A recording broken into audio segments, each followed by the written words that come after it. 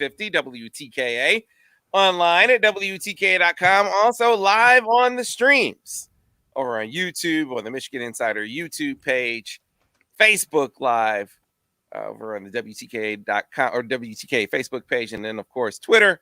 You follow us at Michigan Insider, and always follow our Periscope stream. Joining me as they do, the MGoBlog Roundtable crew, starting off with the man over at MGoBlog, Brian Cook, BC. Good morning. Good morning. The man next to the man over at, or at least one of the men next to the man over at MGoBlog, Seth Fisher. How are you, Seth? Having a good post Charles Woodson day after my most popular tweet ever. All right. And then Craig Ross. Craig, how you doing? I'm doing fine. Speaking of whiskey, Ed Fang owes me a good bottle of whiskey that he keeps welching on. I don't remember what the bet was. He admits that he lost it, but he won't. I haven't seen him. He runs by my house every now and then, and I scream at him, "Where's my whiskey?" And he just waves at me. All right, guys. Look, hey, I admit waking up in a very just excited mood. 4:30 in the morning, and I'm excited because Michigan's playing. I find myself feeling that way about seemingly every game here the last couple of times Michigan has played, taking on Iowa, coming off what was, to me, Brian, the best win by any team of the college basketball season. Is that hyperbole? Michigan going to Ohio State and beating them like they did? Well, I mean, given how well Ohio State played, I think you can make that case.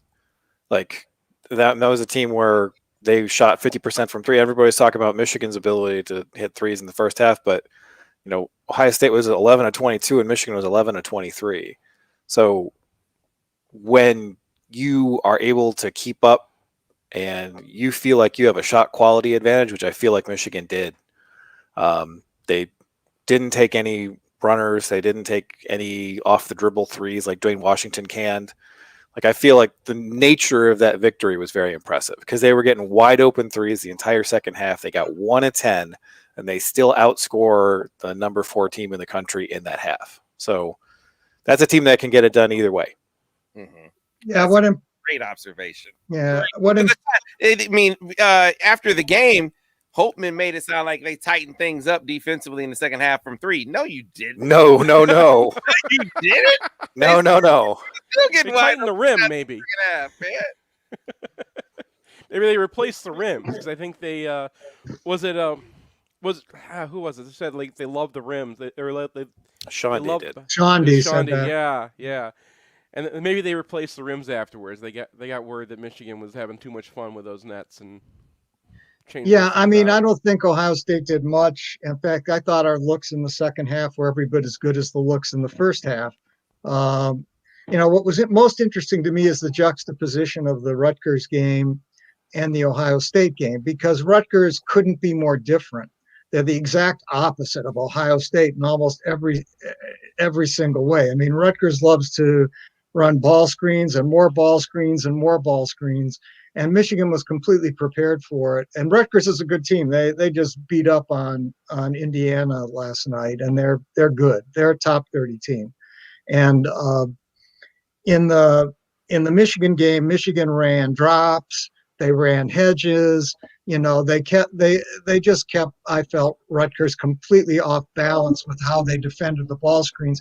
Plus, Rutgers can't really shoot the ball all that well. They're not a very good shooting team.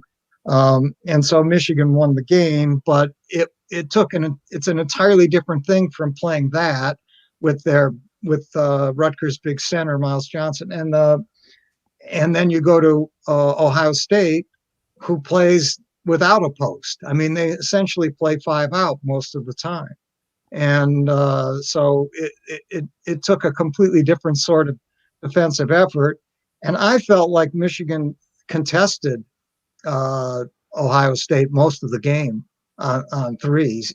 Either that or Ohio State moved 6 feet beyond the line. And you have to give them credit for sure. I mean, they shot it. I mean, Ohio State shot it, and they shot it really well. And Liddell is one hell of a player, and Washington is a good player. And so it wasn't, Michigan just played, and both teams played amazing games. I won't say as much about the officiating crew, but both teams 6 minutes and 35. 6 minutes and 35 seconds, everybody. Yeah. But that's how long it took me to whine about it.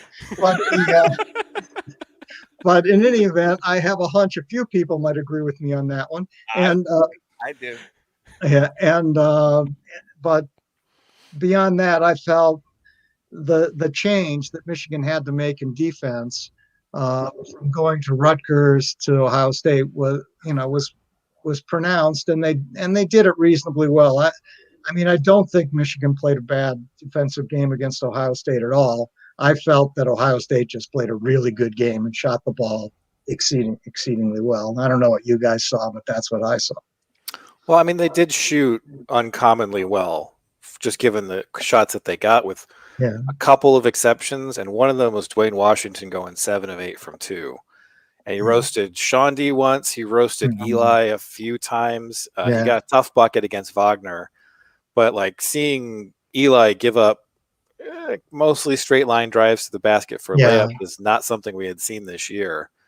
And that was, I think, their best offense, aside from an occasional open look from 3 they got. But, if you look at the assists in this game, I think they had something like 8. Michigan had something like 19, and that's kind of how the game felt. I think that's right. Yeah, I think that's right. Like Ohio State, one of the ways they kill you is they'll break you down and then kick it out to Justin Ahrens, and that guy is just uncanny from 3.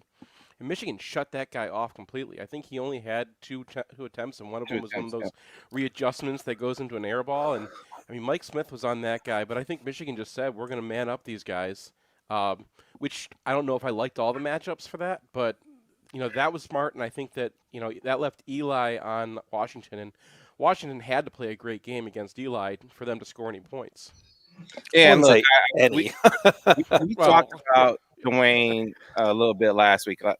There is zero doubt that when he sees Michigan across I don't know if he feels slighted, if he feels like they didn't recruit him hard enough or what. He sees Michigan across the aisle, and it's not just Michigan, Ohio State, which is big enough, but that is Michigan too. And he takes his game up a notch. He scored a career high last year against Michigan. He scored a career high this year against Michigan. And he is a guy who I feel like he's back next year, which signs a point to. I think he's a guy that's all Big Ten caliber, first team all Big Ten caliber. I think that his shooting or his rim attacking has caught up with his shooting, and I think that he is on the verge of really breaking out. And I think we saw glimpses of that. The clear push off, Craig Ross. That notwithstanding, he was really, really tough to deal with. He's a great player. I mean, I think, in my opinion, he's a very fine player, as is Liddell. Those are 2 really tough guys to play against. And they're an excellent team. That's all you can say about it. It's just that Michigan came out and shot it really well and played good offense. And Ohio State's not a great defensive team. I mean, they're at best a pedestrian defensive team. But Michigan took advantage of that and took advantage in the second half of their size inside. And that was it. But it really was a great game, and it deserved the accolades that it got. It's one of the best games I've seen in a while, that's for sure. Well, we cannot, though, not mention Hunter Dickinson. Played a hell of a game, man. Hunter Dickinson in that contest, that he statistically with what he did, but as Ira and I were talking about earlier in the week, he did things that don't show up in the stats. I mean, if there was such a thing as a hockey assist in basketball, the guy would have had, maybe 4 or 5 more assists. But think about the times he walled off help defenders to allow layups. Think about the passes out, the kickouts that he made that led to other passes that led to baskets, and his effectiveness. And we'll contrast this a little bit later on in the show, guys. The effectiveness Hunter Dickinson passing out of double teams compared to the effectiveness of Kobe Coburn passing out of quadruple teams. He didn't do it. He never passed, not one time. Hunter, it was a clinic, I thought, the day he had against Ohio State. Yeah, he's able to, especially against guys who are Ohio State size. So they don't have the Liam Robbins and then the 6'9" guys that Minnesota had when they were successfully trapping Hunter. they're sending a 6'7" guy and maybe a 6'8" guy if they put Kyle Young on you.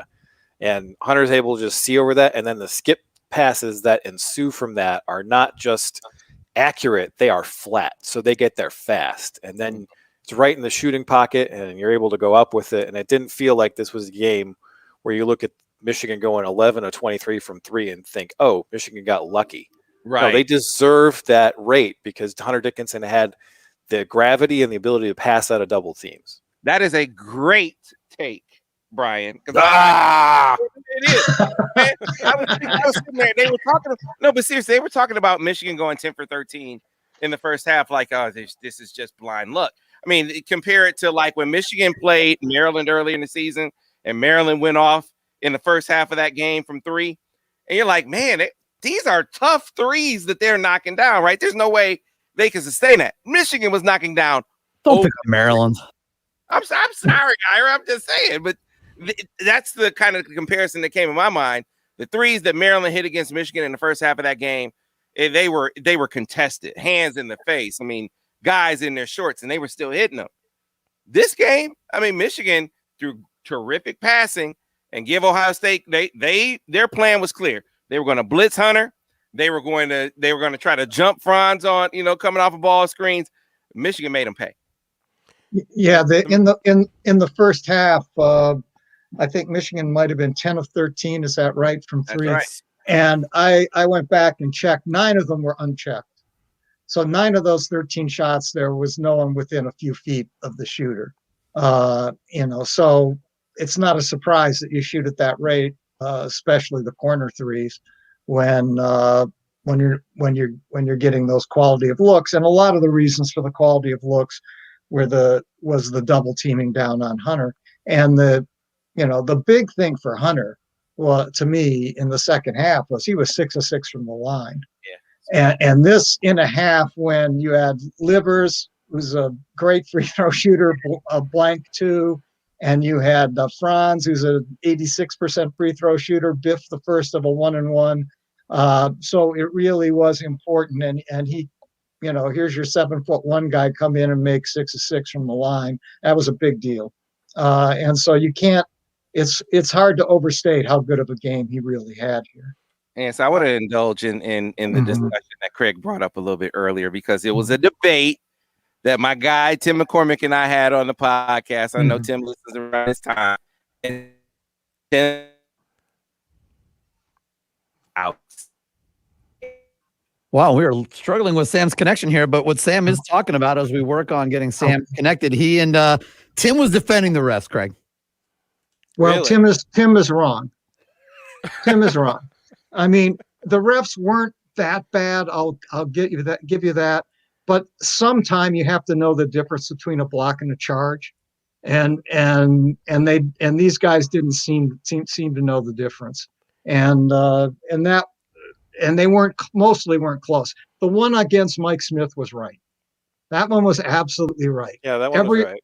Every other call was probably wrong. I thought the Livers one where he's in transition against Young, I wasn't surprised to see that call to charge. Like, if you interpret Young as an on-ball defender, and I think that there's a case for that, but like the Franz one, which is he's already passed the ball and there's a guy moving out under jumps him. Underneath him. Yeah, that one was ridiculous. What about the charge on Hunter? Oh yeah, he his didn't elbow get down. The guy a didn't little bit. Down. There was a little bump. I mean, it wasn't a charge, right? It was a player control foul. Yeah. They called an offensive foul, but they called an offensive foul, which is ridiculous. But Hunter's like pointing at the circle afterwards, and 1, the circle doesn't apply to an on-ball Not defender. relevant. You're right. And 2, they didn't call him for a charge. So my only problem my problem with that is that's the first time that's been called in the Big Ten all year. All decade. Yeah, I mean, so all of a sudden that's a foul when they let every other center in the Big Ten butt the guy out of the way, and they had let Kyle Young do it earlier in the game, and it was the same play. All of a sudden, I mean, that's the maddening thing. That was. And we'll wrap up because we won't go too far down the referee rabbit hole here. But okay, I'm out of it. I'll give you one last comment on this because you have attended a lot of sports, and this is my contention. I don't think the Big Ten cares about officials. because Big Ten officials in football are bad. Big Ten officials in men's basketball are bad. Big Ten officials in women's basketball are bad. They're bad in softball. They're bad in baseball. They may be the most atrocious in hockey if you want to include the CCHA days. I don't think they seem to care about having poor quality of officials, because otherwise, I think we would hear more about them trying to make it better. That's from the way I see it. This counts as going down the rabbit hole, I think. I said the last question of it. A couple things. First of all, if you want to call elbows, great. I want that thing called every single time against Luka Garza tonight. Number two, balance, DJ right? Carsonson is the one that everyone was mad about. DJ Carsonson, if I had to pick one referee for a Big Ten game that I want to watch, he's the guy. And he's been doing like so many games this year. Like we've been watching all like every Big Ten game this year because it's a segment on our pod this year, and like that's the guy I'm always excited to see, because it's not going to be a ref show. He's not just going to call everything. It was a biased officiating game, but I don't think it was a ref show. I agree with that stuff. Yeah, I agree with that. And in most respects, it wasn't terrible. There were just 5 or 6 calls and they were all similar that were hard to understand. I think the Big Ten officiating has gotten better. I've said that, a lot better than what it used definitely to be. has. Yeah. My point is, you're not going to fix Big Ten officiating by getting rid of Carsonson. Like, if you want to go and look at the problem for that game, that guy is not a problem. No, Carson's is not the problem. I try to have this conversation removed from Michigan games. Watching Michigan State play the other night, and the guy from Michigan, Sissoko, smacks a guy in the head. They're like, "Oh, that's not a foul." Like, it's just, or not intentional when he elbows him in the head. Like, especially I guess the most egregious stuff is when they go to monitors and they still seem to get things egregiously wrong, even using a monitor. But as I said, we won't go any further down the hole. Let's get back to the action on the floors. We're continuing with the MGoBlog Roundtable here on the Michigan Insider, Sports Talk 1050 WTK. The ticket online at WTK.com. Sam is in the process of rebooting his computer. If you were watching, you saw him freeze. If you were listening, you probably heard him sound all funky before he froze up and he was gone. But guys, a lot of questions coming in about strategy for tonight. So let's get into strategy for the game tonight. And so the question of, what do you do? Because we heard Phil Martelli was asked yesterday about defending Garza, and he's like, that's a trick question. We didn't guard Garza. So what do you do? Like, what is your strategy? I'll start with you, Brian. What do you do strategy defensively to try to limit, because of Garza, the Garzette's hitting threes and Garza, doing what he does? Yeah. If you get a situation where one of their starters is off the floor and they have a backup guard on, then you double hard on Garza, because none of their backup guards are shooters. So you can double hard off Joe Toussaint. If they have Frederick and Bohannon and Wieskamp all on the floor together, those guys are like shooting collectively 46-47% from 3. I'm just eating Garza post-ups and seeing what happens. And, maybe that turns out to be an untenable move and then you start doubling, but he would have to hit something like 75% of his twos to keep up with Iowa 3-point shooting, and I don't think that's going to happen. Yeah, it's a problem. I mean, you saw the problem in Ohio State. I mean, with our centers having to chase Liddell around some on the perimeter, it allowed Eli had no help. And so he got beat to the basket several times. But that's just something you sort of have to live with, because you have to pick your poisons against a good offensive team. And certainly Iowa, as I think, still considered the number 1 offensive team in the country by Ken Pom. And, and so if they're playing well, they're just going to score points. It's something you have to live with. They're not a good defensive team, and so you have to beat them that way. I don't think you can double down on Garza. I agree with Brian when Frederick and Wieskamp are on the court in particular, because those guys are 50% shooters from 3. And the truth is, even McCaffrey has been shooting it lately. He started the season terrible, and he's shooting it in the last few games. The one guy who doesn't shoot it, you're right, and Keegan Murray's up to almost 40% from 3, a freshman. And the only guy in this team who doesn't really shoot it is Toussaint. He's a terrible shooter. And so maybe you can cheat off him. My feeling is you do have to give some help on Garza, but it has to be late. If he establishes position early and you're better off just letting him go. But if you can get him holding the ball a second or two, and where he starts to make his look to the basket, now you can help him, because he's an okay passer, but he's not a great passer, particularly once he sort of starts to make his move to the basket. So I don't know how you do that, but I think you can help on him late, but if that makes any sense, but not early. And so I don't know. I mean, to some extent, Iowa makes threes. You're going to have, this is what, Izzo, we were talking about last week. Izzo was, they decided we're going to shut down Garza, and they did. He had 8 points. And they gave up whatever it was, 88, and lost by 30. So it doesn't make sense just to obsess on Garza and give up open looks because they're going to score a kabillion points. So I think Brian is essentially right. I think sometimes it may make sense to double down on Garza, but by and large, you just sort of have to live with him. And the big issue for Michigan will be not getting in foul trouble, because I don't think Austin Davis has as much hope of really checking him in the low post. That's for sure. I'm not sure Hunter does, but yeah. I think it was interesting that Michigan used Hunter Dickinson against E.J. Liddell against Ohio State, because my thought when they were going into the game was you're going to put him on Kyle Young, and then you can use like Livers on Liddell, right? Because Liddell's going to be shooting from outside too. Yeah. But no, they let him do it, and sometimes he didn't get out there, and Liddell got a shot off from 3, which is what Garza can do too, right? He's 40% or 44% from 3 this year. Yeah. On a fair number of them. So I think that's Michigan's plan. I think that was, let's see what Hunter can do. He can move his feet a little bit and hope you can live that way, because you can't let the other guys just kill you. Like if you can just have Garza go to work and he's going to get his. But remember, their defense is not great either. So Garza can be, pretty effective, and you can go down and score the same amount and more on the other side. Which comes back to Austin Davis. I think, he's not going to be able to check him, no, but Davis can also score on him and maybe get a couple fouls on him and get him off the court. What worries me about Iowa the most is that the last 5 games they've played pretty decent defense. I mean, not great defense, but they are on a run where their defense has been respectable. And earlier in the season, they were sitting at about 120, as high as 120. 142 is what I saw. 142. Okay, Yeah. that could be. And now they're down to 75. So that 75 isn't great, especially against a good offensive team like Michigan. But it looks like McCaffrey, Coach McCaffrey, has worked some on trying to make them at least a vaguely plausible defensive team. And at least in the last 5 games, it's worked.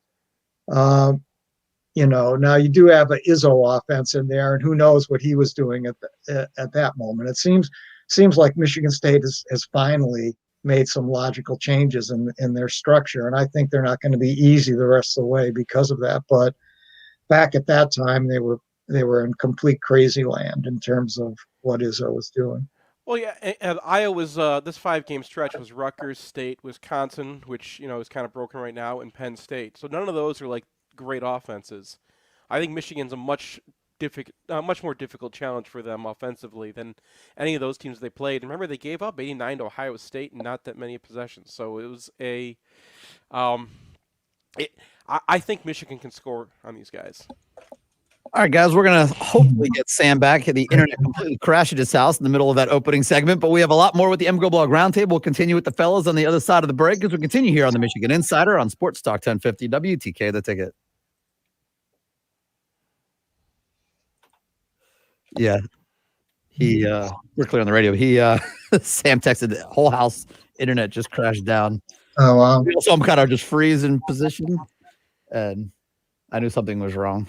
Needless to say, Seth, we'll talk about the bacon event when we come back here too. Okay, cool. We'll pump that one up. I'm a little worried about this one. Game tonight? Yeah. Sam from China, now in Texas. Yeah, Ron was in China. He was in Korea at one point. And Ron, if you're listening, I still have the thing you sent me from China hanging in my office. That's Been here for nice. almost a full 10 years now, I think. Yeah. This is a question. We'll get into this, I think, on the other side too. Because this is obviously with these games that are left, an interesting question about. Yeah, here's a question: whether Illinois is tougher than Iowa for us. I think Illinois has more flaws, because, I mean, you can double Coburn. I mean, that guy, he's got, I think, 3 assists on all the year, the entire season. Yeah, his assist rate is 1.0, which is not high. Yeah, what would be a good assist rate? Like 25. What about a decent for a big? A decent for a big, we're talking like 10. Hunter's at 7, and that's not fair, but you know. Yeah, but yeah. Another question that we can get into a little bit. A lot of ways that they can guard AO. Yeah, like they've got a lot of guys who, you know, I don't think he would. Yeah, I mean, him against Franz, like that's going to be interesting. Yeah, I that's what Michigan State showed in that game, is put length on Illinois, and you can make them a little more uncomfortable. But I think, Craig, I think you might be right. Like that, maybe at their best they're as good as anyone, but they might be a little more flawed because you can attack them in certain ways or make them. Right. You can weaken them by forcing Coburn to try to pass the ball, which he doesn't do, or and left, which he doesn't do. Yeah, and making Io go left, and which they last night. Who did they play? Did they lose last night or the night before? No, they came back to win. They were down. Oh, they lost to Michigan State 2 nights ago. It was a different game. Yeah. Right, and Michigan State. Right, and Michigan State did a good job. They forced him left, and he'll go left one dribble and give up. That's it. And the game last was Rutgers, Indiana. That was a barn burner early that Rutgers came back from a 15-point deficit. Yeah. You know, I think Archie Miller is, I mean, my fear is that Beeline will take that job. And oh God, no. Don't even speak it into existence. I mean, if he wants to come back and coach, I mean, is there any way Archie Miller endures this year? I mean, I somehow don't think so. It's possible they give him a COVID pass, but it depends. I mean, he's got a couple more opportunities to pick up these random wins that they have. But yeah, he's in a very I mean, that team is terrible. Maybe they cut his salary and he replaces his entire system with 30-year-olds. Yeah, I mean, I don't know, but my real fear, quote fear. I mean, you want John Beeline to do what he wants to do, and I don't know what he wants to do. No, I don't want John Beeline at Indiana. I don't want him in the Big Ten. There are a couple good spots that that would be really good landing spots for him in the Big Ten, and I don't want him at any of those places. Here's a question from Ralph. Can Michigan, do you think they can go undefeated the rest of the way? I don't know if you mean regular season or through the entire run, but I would stick with just the regular season part. Sure. I mean, I think there's like a 19% chance on Ken Palm, so that's pretty good. I'd say that's about right. Beeline has not ruled out coaching again, but yeah. I mean, we'll see how that goes. How about Pioneer High School? No, I'm serious. I mean, yeah. See, Jason, you're onto what I've mentioned this to some friends back home too, because he would kill it down there too, and he's got ties to the region. But again, I don't want Beeline in the Big Ten. I got better places for Beeline to go that would be great for us and for Beeline. Yeah, and none of them involve being in the Big Ten. We are back on radio in about 30 seconds, guys. Yeah. So I don't. Who knows what? I mean, we don't really know what he wants to do. But my instinct is he probably wants to come back and coach. And Indiana sure looks like a natural for him. I mean, I don't know. Assuming his family wants to leave Ann Arbor, I don't know what his wife. Well, there are a lot of other things that come into play. Yeah. All right, guys, stand by. Coming back on radio in about 10 seconds.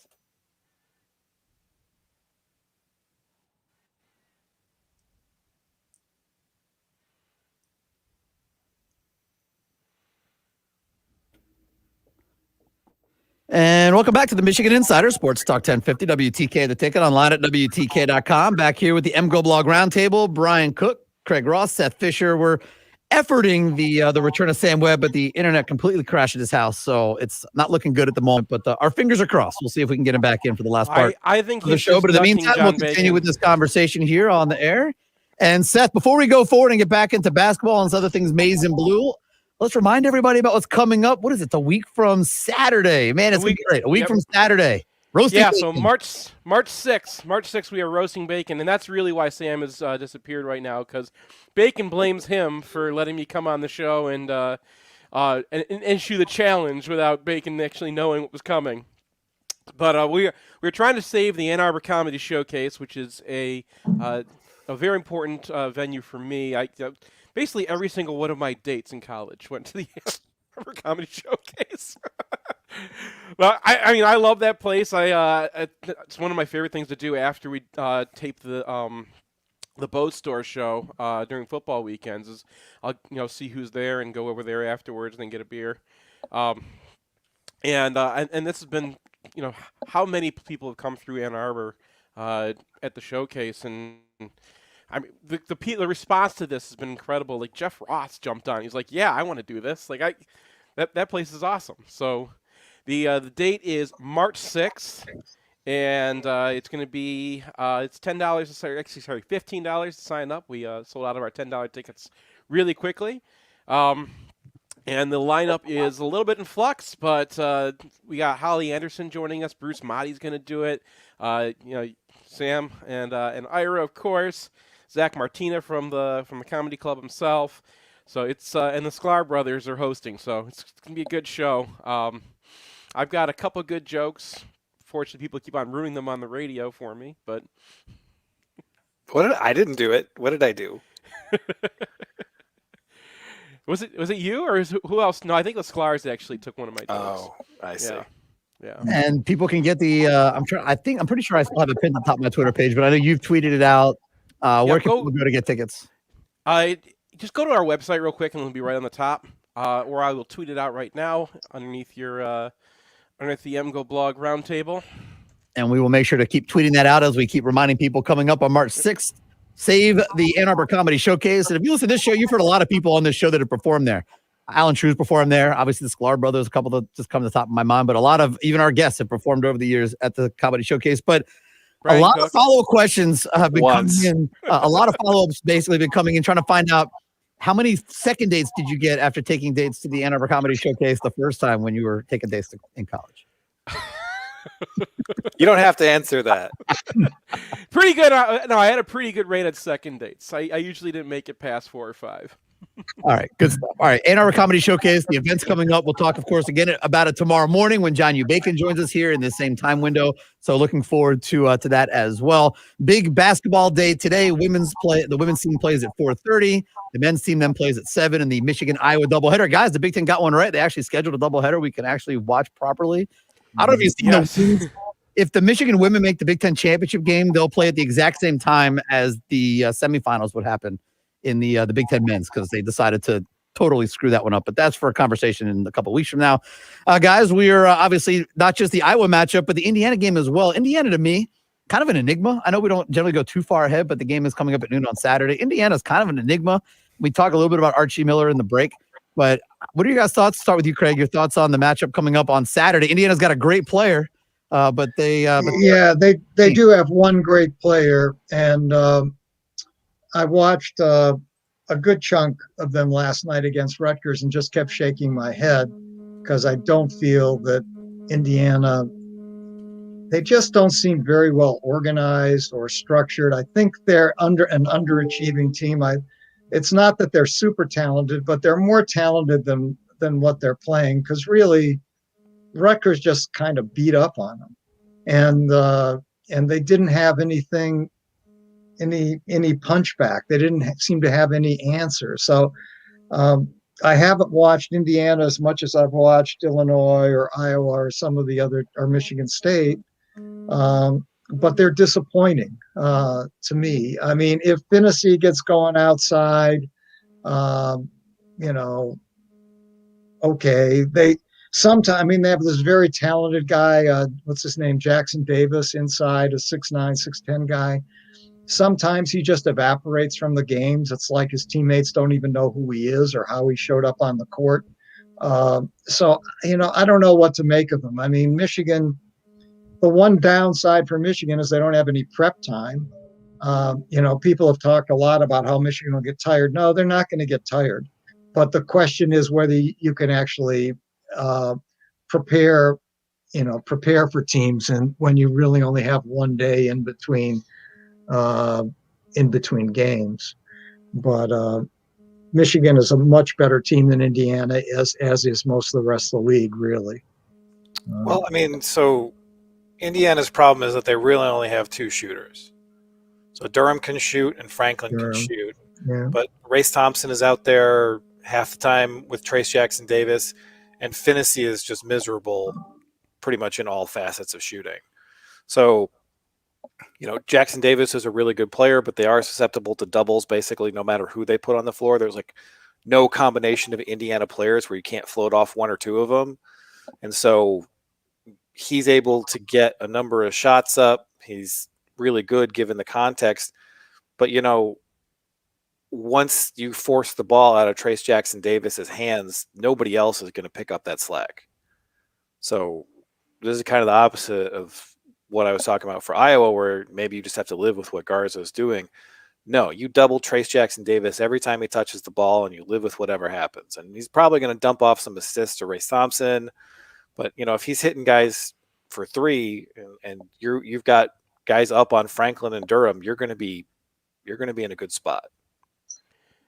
I kind of consider Indiana a masterclass in how not to put together your team, because what are they good at, right? There's a couple guys who are like Race Thompson's a good defender, Trace Jackson Davis and Elijah Durham, they're good defenders, and then they watch somebody just take Rob Finney off the ball, or Jerome Hunter gets out there and he just gets blown by, or doesn't rotate on a shift. So you always have these holes in your defense, and eventually the guys who are good at it are gonna be like, well, why am I trying so hard, right?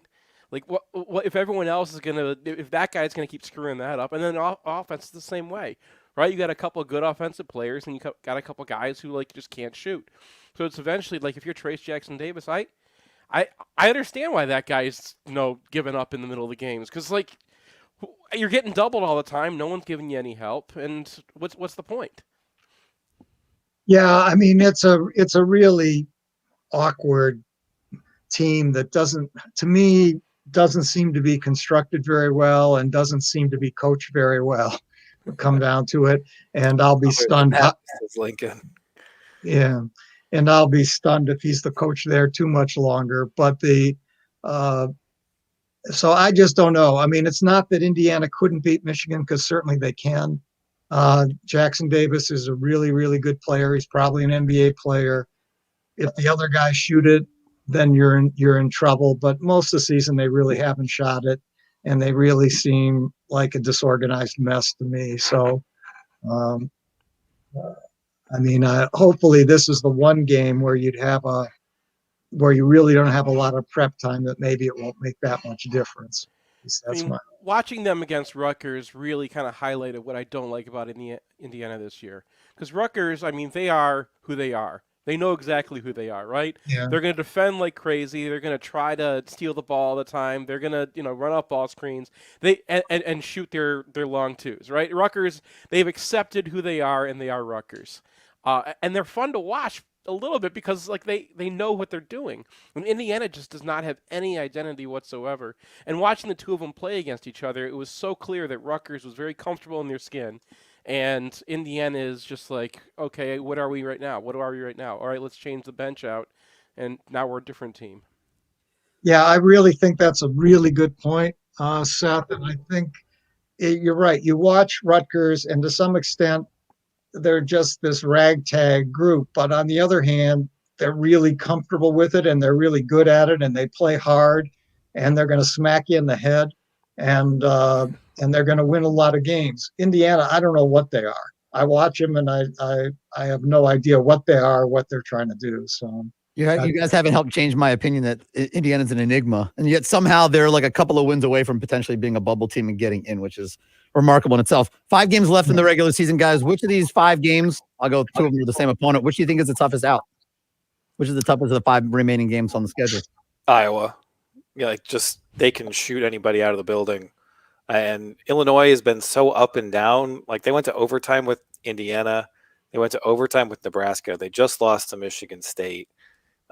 Kofi Coburn has a huge weakness where you can just like throw 3 guys at him and he's going to put the ball up anyway. His assist rate this year is 1.0. That is not good. That is bad. Especially for a guy who gets doubled as much as he does. So you can limit him and really keep the Illinois offense off balance because they are so dependent on Io. And you can say that Iowa is as dependent on Luka Garza, but the difference there is like, Luka Garza isn't dribbling into a bunch of bad shots and being a superhero to knock those down, which Io has been.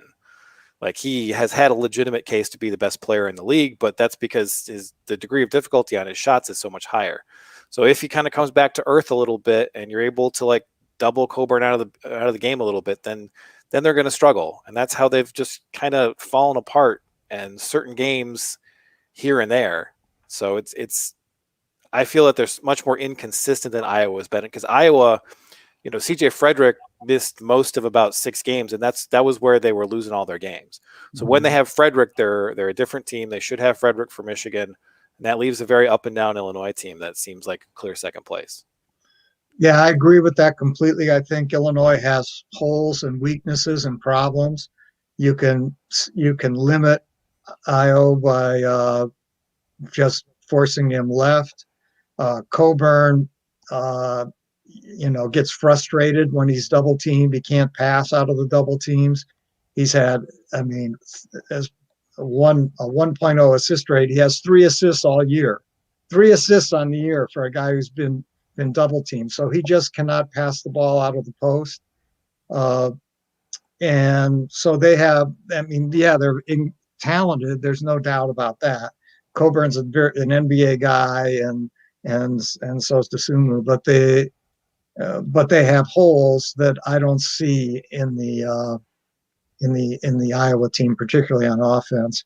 I'm a little worried about Michigan State, to be honest, because because they seem to have decided we're playing 4 guys, and then our 5th guy is a center, and we're just going to go in and use 20 fouls. And they did the other night against, I can't recall who they were playing, but Coburn. Yeah, they used them all against Coburn. So, and then we're just going to go in and hold him and shove him, and then we'll just play our 4 guys who can actually play basketball. And it worked, and it's worked for the last couple games for them. So I think they are finding a sort of identity there, something that they haven't had all year, and they're not going to be easy, because I still think Langford's a good player and Aaron Henry's a good player, and the kid at the point isn't really a point, but he's better than what they were using, Rocket Watts, and Gabe can shoot it, the other guy. So I right now I'm thinking they're a much better team, and they're not out of the NCAAs yet, not by any stretch. Well, Foster Lawyer got hurt, and I think that they're a much better team not using. Maybe that's why Izzo finally made the right move.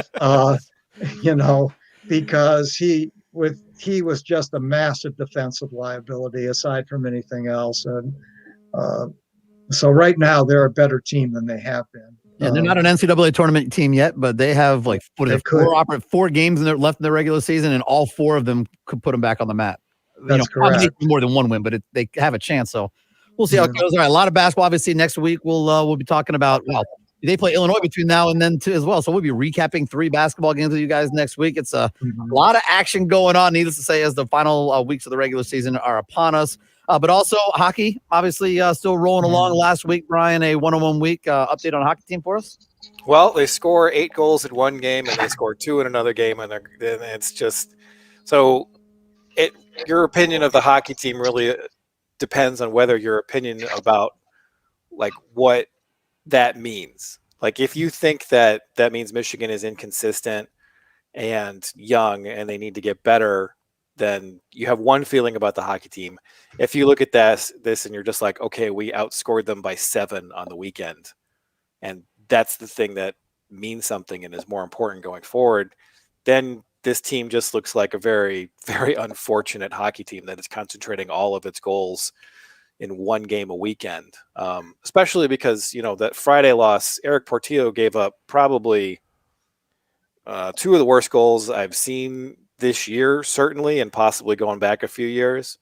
So that's a difficult loss to take because, you have a guy out of his net who gives up the puck and they get a quick wraparound goal, and then you just have this harmless puck flutter into the net, and then you lose 3-2, and you're like, well, what are you going to do? Because they outshot Ohio State the way they needed to outshoot Ohio State. So I feel like this is a very good hockey team that their record does not reflect the quality of their play, particularly after the break. Well, you said that last week, and you were right on the money. And I did something that Bill James does in baseball. I ran a Pythagorean theorem of goals scored and goals against, and doing that, you can predict how many teams how many games a team should win. And I did it with Minnesota, Wisconsin, and Michigan. And with Minnesota, you would predict they should have won 19 and a half games so far this year. They've won 19. With Wisconsin, it predicts Wisconsin should have won 15 games this year, and they've won exactly 15. And with Michigan, it predicts that they should have won 15.3 games, and they've won 12. And so this sort of lack of, I don't know what you would call it, homogeneity and scoring goals, if that's right, has really been a problem. And it's just, I think you can think, oh, good teams win close games, which I think is not true. Or you can think that they've just been bit by randomness, which I think is true. And so they've just been unlucky, and I think it may work out yet for this team. I mean, Portillo plays the puck behind the net all the time. You knew he was going to do it once. It's just unfortunate that it happens in the 3-2 game, not in the 8-1 game, right? Yeah. Like the one that 6-0 still irks, of course. technically. We should get the score right of the second. 6-0 was right. Right. 8-1 was what I predicted it would be after we lost 3-2. Yeah. But like the Michigan State game, like any Michigan hockey fan can pick out, the three moments that make the difference between a 15-win team and a 12-win team right now. I'm just really impressed that any of you guys have been able to watch these games because BTN Plus is so bad. Yeah. And it was worse than it's ever been this weekend. Yeah. They had I think the Ohio State radio guys were doing it. And I mean, from the very beginning, they're like, "And the ugliest helmet ever conceived by man." Well, that's their shtick. That's their shtick. They say that every game. I didn't even turn it on because to hear them, I had to turn my television's volume all the way to maximum. And then, the Limp Bizkit fans who pick out the music at Ohio State events, they were twice as loud as the announcers. So I wasn't going to listen to chocolate starfish during a hockey game, so I just turned them off. But then you've got no replays. You've got the camera that's from a blimp above the stadium. Yeah, they keep going to center ice every time they score. I'd like to see how that puck went in. Yeah, it's actually have the capability of showing a replay of a goal. I've seen it at Yost. I'm sure that's the technology is there. Obviously, that was my frustration watching women's games earlier in the year, was the lack of replay part, because you really want to see something again, and we're so used to it. We're obviously very spoiled. There wasn't even a clock on the screen this time. Wow. Yeah, that's true. That's true. Yeah, the amount of times the score is wrong, the clock's usually right, but the amount of times that women's games the score was wrong. Thankfully, Matt Park's doing the games when this Michigan home game, and he's constantly calling out the score, and that corrects that part of it. But yeah, BTN Plus could use some help with their technology, and they have the worst HD cameras too. And that's not just BTN Plus; that's just BTN. They have the worst HD cameras, I think, in the business. My wife said she's not going to watch the games this weekend; that she's just going to listen to Alex call it on WCBN, which is the student station. And I think Alex does some work. Alex Drain does some work. I highly recommend doing so. That's what I switched to. Yeah. I, however, would say listen to Al Randall here on. Right. Okay. Sorry, Ira. But I will also say I had a lot of fun over my years. Now this is 20 plus years ago. I love doing games at WCBN. I had a ton of fun. Those kids do a great job. But the official call of the Michigan Network is here on tomorrow and Saturday on Sports Content 50 WTK the ticket on it's kind of a sorry, man. Is it a throwaway weekend? I know you want to win the games, but playing Arizona State at this stage, is it kind of I thought they were going to play everybody once. They're playing them twice. That's kind of a throwaway, though. It's not a throwaway because there's no pairwise this year. So Yeah. I mean, You just have to need win. You got to win these games, but like they're just going to be picking names out of a hat. So getting a sweep this weekend, following up what you did to Arizona State the first time around, it's important because Just to pile up the wins.